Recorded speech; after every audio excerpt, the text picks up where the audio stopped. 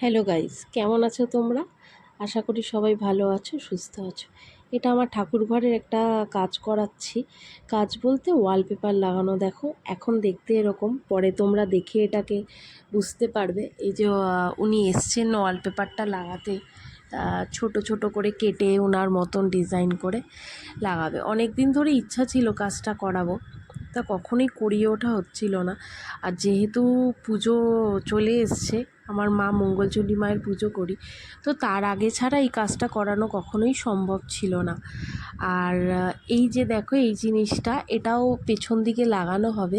এটা কাটিং চলছে, সেটার একটা ছোট্ট ক্লিপ আমরা ডিজাইন দিয়ে দিয়েছি যে এই ডিজাইনটা আমরা করতে চাই। এই যে মেশিনের দ্বারা এটা জানি না, কিছু একটা ব্লেড আছে বা লেজার আছে মেবি, কারণ নাহলে কাটিংটা হবে কি করে।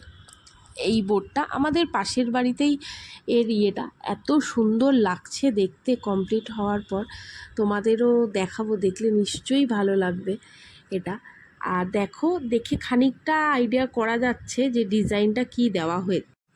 আর এই যে ডিজাইনটা দেখে খানিকটা মনে হয় বোঝা যাচ্ছে যে কেমন। এটার ভেতরটা পুরোপুরি বোঝা না পড়ে যাবে লাগানো যখন হয়ে যাবে। আর এটা দেখো আমরাই লাগিয়ে নিয়েছি নাট দিয়ে দেয়ালে। আর এই যে মিস্ত্রি দাদা লাইটের কাজ করে দিচ্ছে, এর পেছনেও লাইট দেওয়া হয়েছে। এই যে ওপরে লাইট, ওয়ালপেপারটা লাগানো হয়ে গেছে। এটা পুজোর দিনের কিছু ক্লিপস শেয়ার করছি। কেমন লাগছে বলো? সব কিছু শেয়ার করতে পারিনি, কারণ একা হাতেই আমরা দুজনকে সব গোছাতে হয়েছে, তো সেই জন্য সমস্ত কিছু আমরা শেয়ার করতে পারিনি।